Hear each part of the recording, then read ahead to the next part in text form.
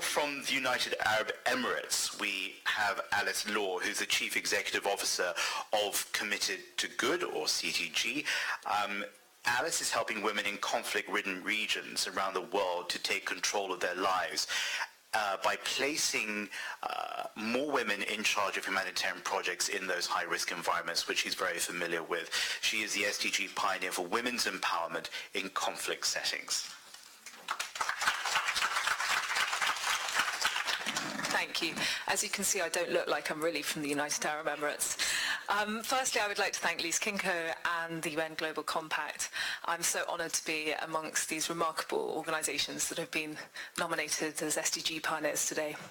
When I first watched the SDG Pioneers in 2016, I thought, I want to be one, and then I realised I had an awful lot to do.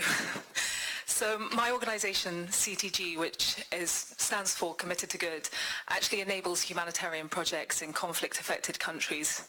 We get involved in all sorts of different projects, from monitoring migration in Libya to food distribution in South Sudan or Afghanistan.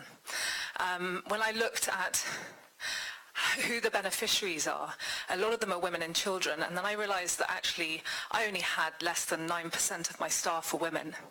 So we launched something called Female First on International Women's Day in 2017, which pledges to create job opportunities for women in conflict-affected countries and has a goal of 30% by 2030. 1 year later, we have doubled the number of women in our organisation, and we have 17.8%. We also launched something called CTG Giving, which currently supports an entrepreneurship training for victims of gender-based violence in Somalia. And that's just a snapshot of what we're doing, really. Week before last, actually, I was in Gaza, where we held an SDG workshop, and we're looking at using the SDGs to make Gaza a more livable place. And we actually had over 120 members of civil society and the UN that participated in the event. For me, partnerships is going to be key. And I really welcome discussing in more depth what we're doing and how we can do more.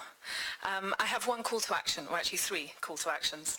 I really urge companies to start their gender equality journey if you haven't already. I started by signing the Women's Empowerment Principles, and it really helps guide you. Make sure that your workplaces are empowering for women. And as a woman who works in war zones and never ever accept the statement, this is no job for a woman, because sometimes we do it better.